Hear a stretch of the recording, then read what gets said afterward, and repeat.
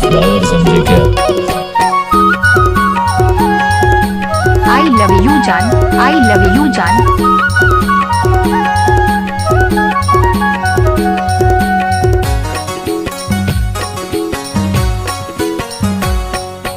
मोर कजरेली रे सागे मायावारी मोर पतेरेली रे सागे, मोर कजरेली रे सागे मायावारी मोर पतेरेली रे सागे।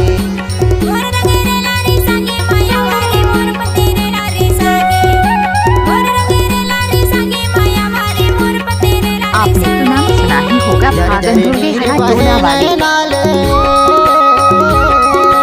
झर झर नीर बहे नहीं नाले आंसू खलो सब सुखा के मायावारी मोर कजरेली रे सागे, मोर पतेरेली रे सागे मायावारी मोर कजरेली रे सागे, मोर कजरेली रे सागे मायावारी मोर पतेरेली रे सागे।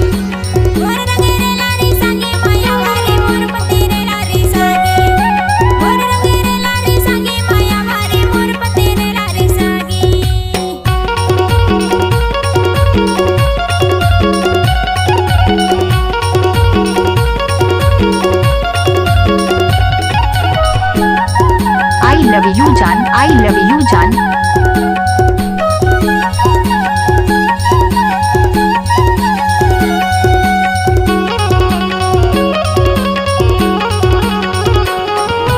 कैसे कहाँ एला मोर दिल के बात, दिन गुड़ के संझा हो गए आधी रात।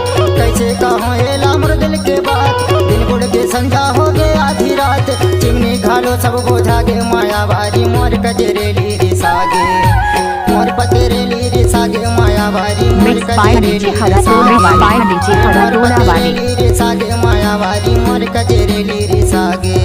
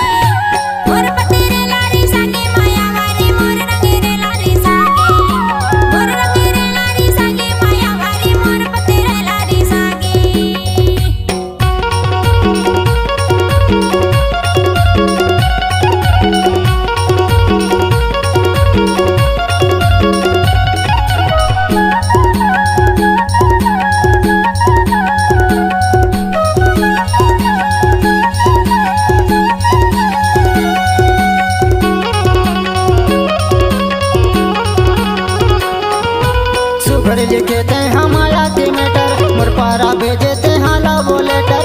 सुघर लिखे ते हमारा के मैटर मोर पारा भेजे ते हाला वो लेटर। गलती करे भेजा के मायावारी मोर पतेरेली रे सागे, मोर कजरेली रे सागे मायावारी मोर पतेरेली रे सागे, मोर कजरेली रे सागे मायावारी मोर पतेरेली रे सागे।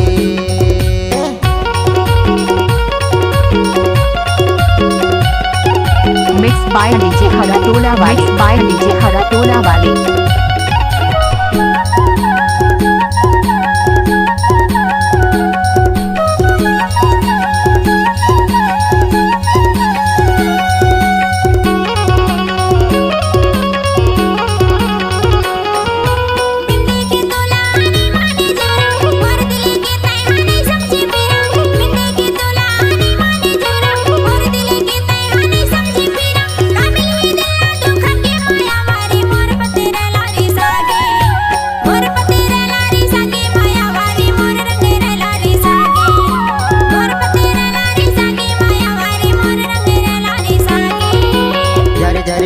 बहे नए नाले,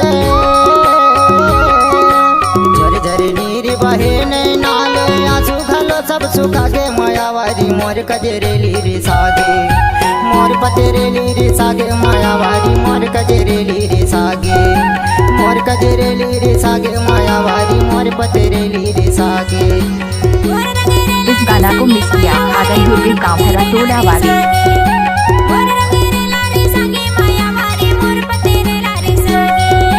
मोर कजरेली रे सागे मायावारी मोर पतेरेली रे सागे।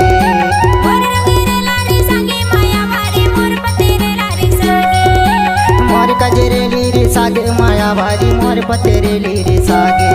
इलाका किसी का भी हो धमाका भागलपुर में का ही होगा।